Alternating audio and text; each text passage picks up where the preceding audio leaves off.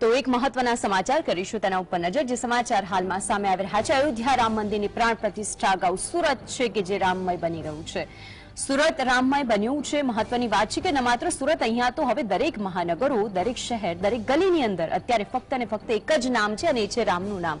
સુરતની અંદર રામ મંદિરની પ્રાણ પ્રતિષ્ઠાને લઈને મંદિરોમાં પણ રામ નામના ધ્વજ લગાડવામાં આવે છે। જેટલા પણ રામ મંદિરો છે તેનો વિશેષ શણગાર કરવામાં આવે છે। સુરતના લક્ષ્મીનારાયણ મંદિર ખાતે ભક્તો તૈયારીની સાથે એકઠા થઈને બેઠા છે। ક્યાંક રામધૂન વાગી રહી છે। ઉધના વિસ્તારની વાત કરી લે તો અહીં ભક્તોમાં અનેરો ઉત્સાહ જોવા મળી રહ્યો છે। સવારથી જ ભક્તો મંદિરમાં ગોઠવાઈ ગયા છે। ભગવાન રામની પ્રતિમાની પ્રાણ પ્રતિષ્ઠાને લઈને સુરત છે કે જે રામમય બન્યું છે। સુરતથી સંવાદદાતા રાકેશ જોડાયા છે। રાકેશ, સુરતીઓ છે કે જે રામમય બની ગયા છે? દ્રશ્ય બતાવવાનો પ્રયત્ન કરીશું કે જય જય શ્રી રામના જે નારા છે તે આપ જાતે સાંભળી રહ્યા છો। ઘણો ઉત્સાહ છે તે પ્રાણ પ્રતિષ્ઠાને લઈને હાલ જોવા મળી રહ્યો છે। જોઈ શકો છો કે ભગવાન શ્રી રામના જે ખેસ સાથે હાલ તમામ સુરતીઓ છે તે સજ્જ જોવા મળી રહ્યા છે। કારણ કે આવતીકાલે હવે જ્યારે અયોધ્યા ખાતે ભવ્ય રામ મંદિરનું પ્રાણ પ્રતિષ્ઠા થવા જવાની છે, ત્યારે સ્વાભાવિક છે કે લોકોમાં અનેરો ઉત્સાહ છે કે કઈ રીતની તૈયારીના આવતીકાલનો જે સમય છે તે કઈ રીતનો રહેશે, સુરતીઓમાં કેટલો ઉત્સાહ? સુરત તો રામલલાના રંગમાં રંગાઈ ગયું છે। કેસરીઓ જાગી ગયો છે અહીંયા, અને દરેક ધર્મસ્થાન હોય કે ઘર હોય, નિવાસ હોય, ત્યાં દરેક જગ્યાએ ઉત્સવ થઈ રહ્યા છે। આવતીકાલે અહીંયા પણ લક્ષ્મીનારાયણ મંદિરમાં સાંજે રામલલા માટેનો સવારથી સાંજ સુધીમાં કાર્યક્રમ ગોઠવાયેલો છે, ભજન કીર્તન અને મહાઆરતીનું આયોજન કરવામાં આવ્યું છે। એક સાથે 2000 લોકો સાથે દીવડા કરી અને મહાઆરતી ઉતારશે। અહીંયા લક્ષ્મીનારાયણ પ્રાંગણમાં સાંજે 7 વાગે આરતી થશે। સુરતજનોને હું આમંત્રણ આપું છું કે લક્ષ્મીનારાયણ મંદિરમાં પધારો અને મહાઆરતીનો લાભ લ્યો।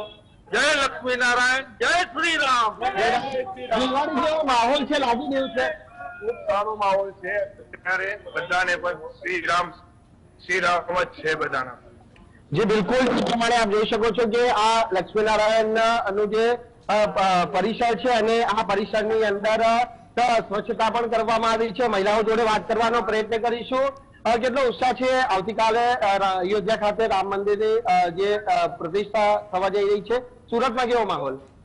સુરતમાં માહોલ આપ જોઈ શકો છો, જગ્યા જગ્યાએ ઝંડા લહેરાવવામાં આવે છે અને નાનાથી નાના બાળકો પણ રામ અયોધ્યા મંદિર જે બની રહ્યું છે, પ્રાણ પ્રતિષ્ઠા થઈ રહી છે, એનામાં ખૂબ ઉત્સાહિત છે।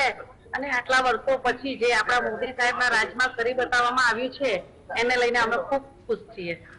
જી બહારના દ્રશ્ય બતાવવાના પ્રયત્ન કરીશું કે મંદિરની બહાર જે સ્વચ્છતા અભિયાન પણ આજે હાથ ધરવામાં આવ્યું છે અને ખાસ કરીને આ કાર્યક્રમની અંદર ગુજરાત ભાજપ પ્રદેશ અધ્યક્ષ સી આર પાટીલ જાતે જોડાયા છે, તે દ્રશ્ય પણ બતાવવાનો પ્રયત્ન કરીશું। મહત્વની વાત છે કે વડાપ્રધાન નરેન્દ્ર મોદી દ્વારા જે આહવાન કરવામાં આવ્યું હતું કે દેશભરના જે ખાસ કરીને અયોધ્યા સ્થિત રામ જન્મભૂમિ રામ ભગવાનનું જે મંદિર છે તેની પ્રાણ પ્રતિષ્ઠા થવા જઈ રહી છે અને આ મંદિરની પ્રાણ પ્રતિષ્ઠા અગાઉ તમામ દેશના જે તીર્થ સ્થળો છે તેની સ્વચ્છતા કરવામાં આવે અને તે જ કારણ છે કે આજે જે લક્ષ્મીનારાયણ મંદિરની બહાર પણ જે સ્વચ્છતા અભિયાન છે તે હાથ ધરવામાં આવ્યું છે, જેમાં જાતે ભાજપ પ્રદેશ અધ્યક્ષ સી આર પાટીલ જોડાયા છે અને તમામ સુરતીઓ પણ છે તે હવે રામ મંદિરની પ્રાણ પ્રતિષ્ઠાને લઈને ઘણા ઉત્સાહી જોવા મળી રહ્યા છે।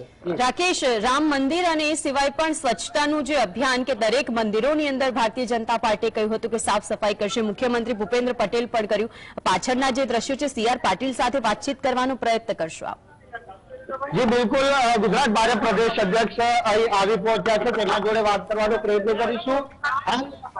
જે તમામ જે મીડિયા કર્મીઓ જોડે તેઓ જાતે વાત કરી રહ્યા છે, આપણે સીધી વાત કરવાનો પ્રયત્ન કરીશું। તેઓનું શું કહેવું છે? જી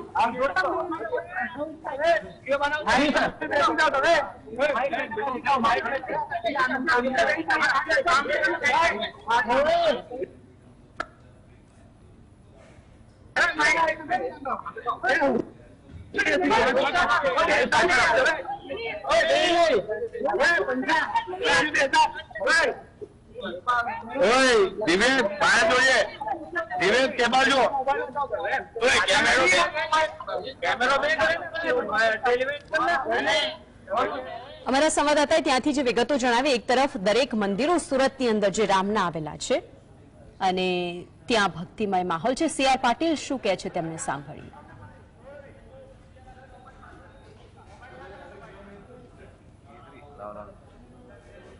સુરત મોબાઈલ તો પાછળ લે ભાઈ અંગ્રેજીમાં કહીએ ભાઈ સફાઈ માટેની દિવ્યાંગ ભારતીય જનતા પાર્ટીના આખા પ્રદેશના કાર્યકર્તાઓ આગેવાનો બધા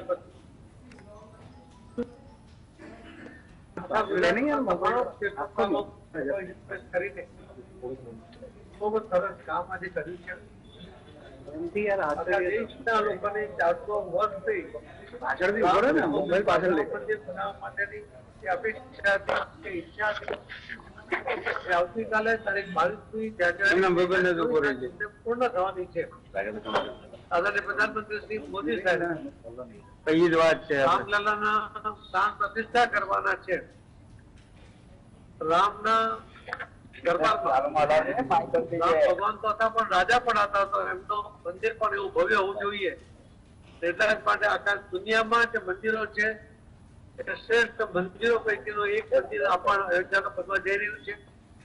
ફક્ત મંદિર નહીં પરંતુ હું કરે છો પાટનગર એટલે અયોધ્યા પણ એ જ રીતે બનાવવામાં આવ્યું છે, બનાવવામાં આવ્યું છે. એની સાથે આપણો દેશ પણ જોડાય એટલે ગામડા સહિત આ દરેક જગ્યાએ આ કાર્યક્રમ સફાઈનો થાય. એના અનુસંધાને આજે નવસારીમાં પણ લગભગ 360 ગામોમાં સફાઈ થઈ છે અને આજે સુરતમાં પણ લગભગ બધા જ મંદિરો, તીર્થસ્થાનો એ કાર્યકર્તાઓ આટલા દિવસોમાં સાફ સફાઈ કરીને પૂર્ણ કર્યા છે. કાર્યકર્તાઓને પણ અભિનંદન આપું છું અને મોદી સાહેબના આહવાન, સફાઈનું આહવાન પ્રધાનમંત્રી એટલે એનું મહત્વ કેટલું વધે છે, એની અસર કેટલી મોટી હોય છે આપણને જોવા મળે છે. આ સફાઈ ઝુંબેશ ફક્ત સફાઈ નથી કરવાની, સફાઈ જાળવવાની પણ છે. એ અમે કાર્યકર્તાઓને એના માટે પ્રેરિત કરીએ છીએ અને વિશ્વાસ છે કે આપ સૌના માધ્યમથી, પ્રિન્ટ અને ઇલેક્ટ્રોનિક મીડિયાના માધ્યમથી આખા ગુજરાતના કાર્યકર્તાઓને મેસેજ જશે સફાઈ તો કરો પણ સફાઈ જાળવો પણ, અને એ રીતે લોકો કાર્યકર્તાઓ કામ કરશે. ધન્યવાદ. હાલો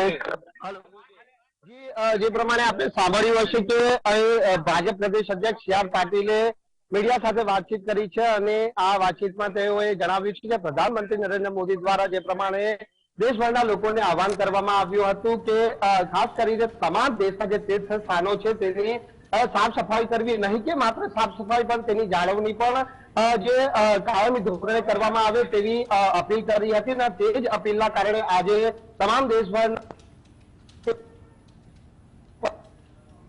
બિલકુલ રાકેશ, આભાર આપ જોડાયા અને વિગતો જણાવી.